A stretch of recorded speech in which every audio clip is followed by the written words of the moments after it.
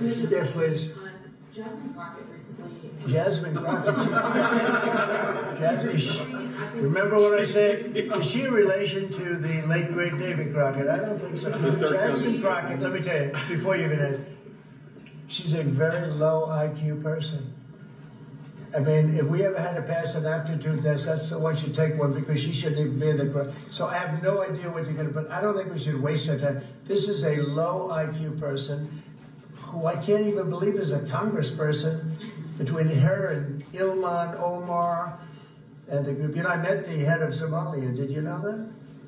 And I suggested that maybe he'd like to take her back. And he said, I don't want her. Okay, what else? Go ahead. You want? Let's hear what Crockett said. Go ahead. She compared ICE raids to slave patrol. I want to ask you. To slave? To slave patrol. I want to ask you if you think that there should be consequences for members of Congress who make these types of comparisons or use this type of language. Well, I think she's gone over the line, and I think a lot of the people. Look, the Democrats have become radical left lunatics. They have policies that nobody's going to buy. And, you know, I see what's going on in New York. We're going to have perhaps a communist mayor because it's split up. You know, if the people would get together and have one candidate, they'd have, a pretty good chance. But it looks like maybe they're not going to do that.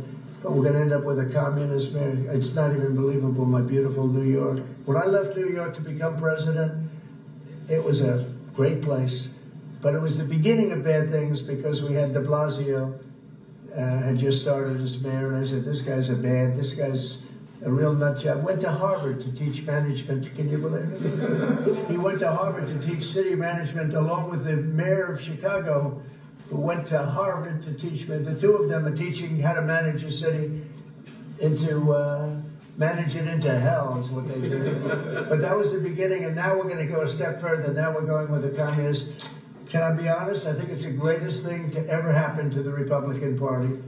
I really do. I think if a communist takes over New York City, I think that's a gift to the Republican Party. It's sad for New York, but it's a gift.